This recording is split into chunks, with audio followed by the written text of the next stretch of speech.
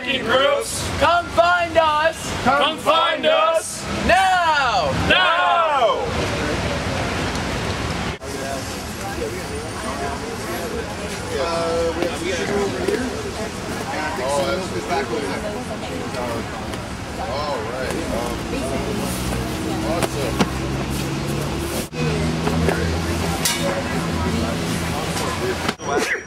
Nothing lasts forever. The occupation will eventually fizzle out. To not fizzle out yourself.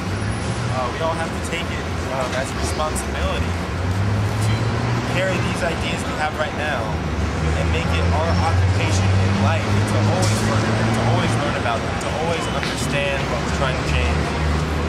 There's no biological difference between any of us and the people we've read about, like Gandhi and Martin Luther King. We all have the same possibility and power to become that change. If we spend the rest of our lives keeping that in mind, it's very likely that we will become the change we want to see in life.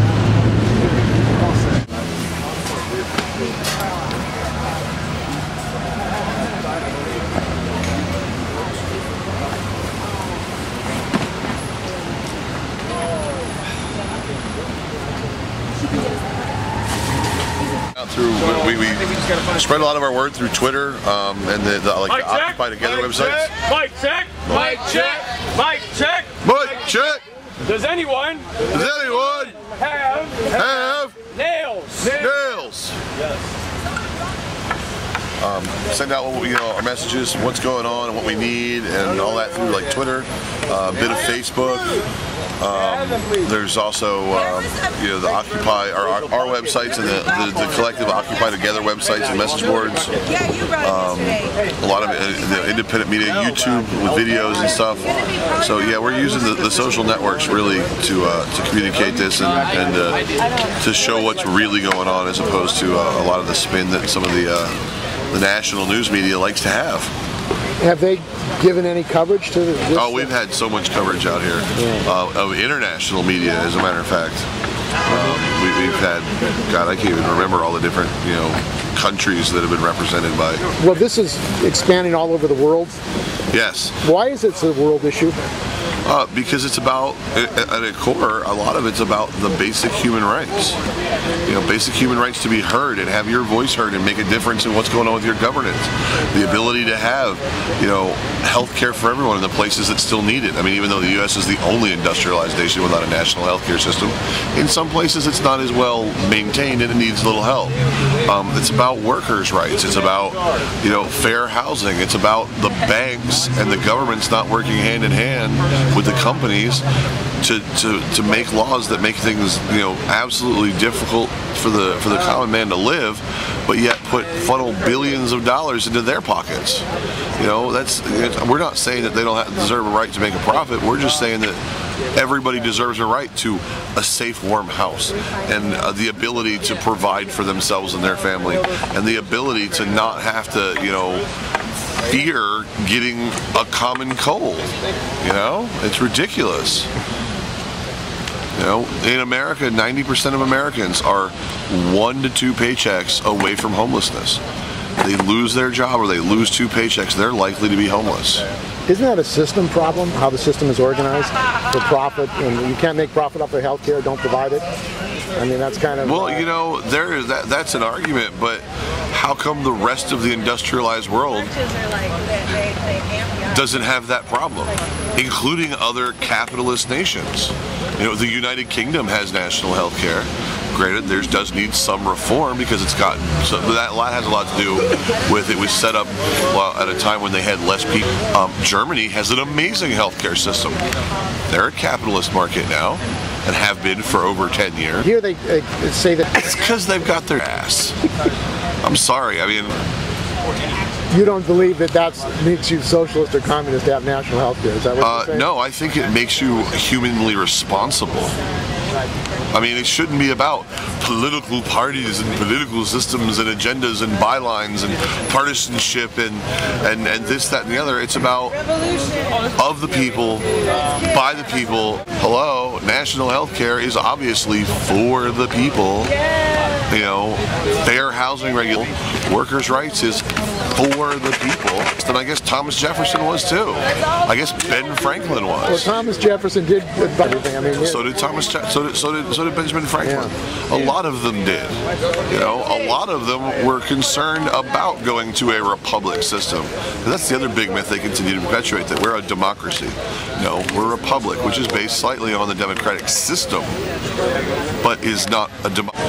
No, we're a republic. We have representatives. So you don't think that the Democrats, what do you think about the Democrats, their job plan, and you think the Democrats can solve this problem that's going on in this country? I don't think that any single group may have the answer. They may have a potential answer.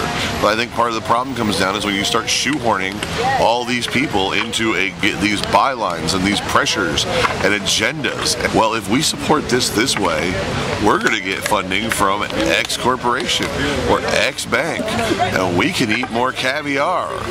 We can have better cars. Our kids can go to better private schools and never have to interact with the poor people.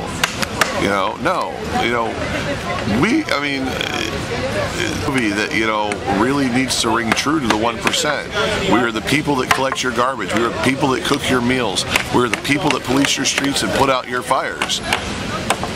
Don't fuck with us. It's time. The people are standing up and saying, we're done with you all selling off our lives, our futures, and our abilities to make a living, and the futures of our children and our children's children and our children's children's children. There's going to be nothing left for anyone that isn't a silver spoon baby 15 years from now at the rate we're going. And are you surprised by this movement that's growing around these Occupy, that it seems to be spreading out throughout the United States, throughout the world? Am I surprised? No. I've had a feel. I've been waiting for it to kick off.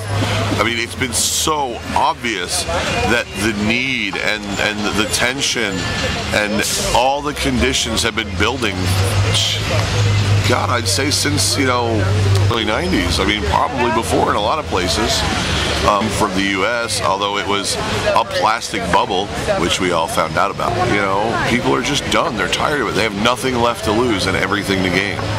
What's your name? I'm Brian. And are you unemployed? Home free. What kind of work did you do before you were? Mostly primarily retail. I see. So a lot of unemployed people, millions. It's really highest unemployment rate anywhere in history. Richest industrialized nation in the world. Something does not add up here.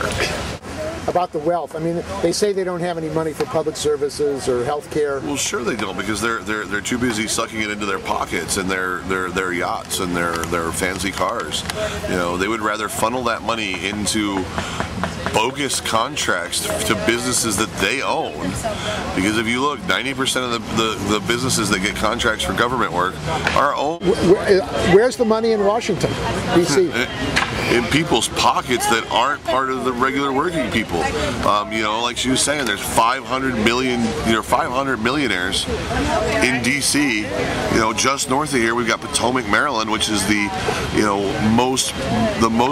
richest per capita per square mile town in America. It's ridiculous.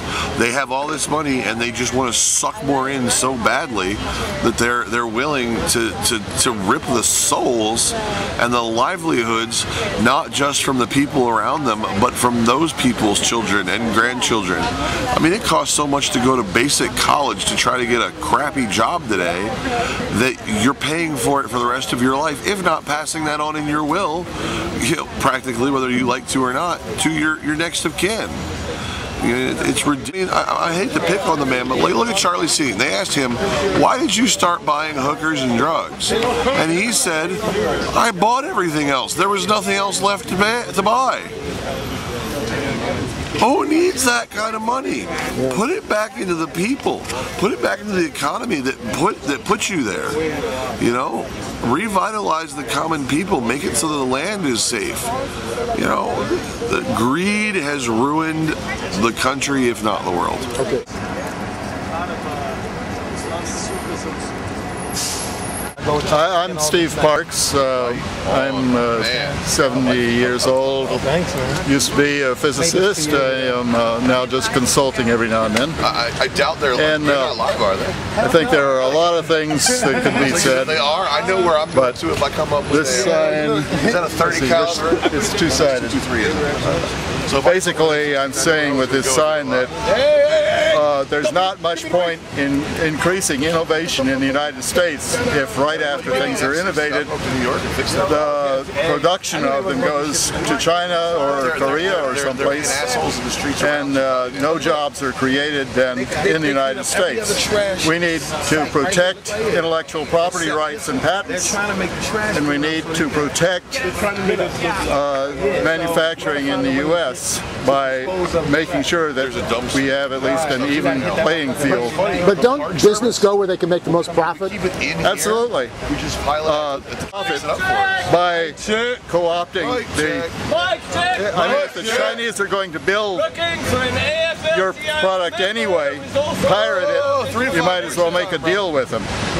So it just doesn't make any sense the way we've got it set up to manufacture things in the U.S. And that makes a lot of your blue-collar workers literally worthless. That is, without economic value, because there's nothing that they can do that has input to the economy. Mark Twain once talked about a town that was so poor, the only way people could get along was by taking in each other's washing. And I think that's what we're down to right now in the U.S. Okay.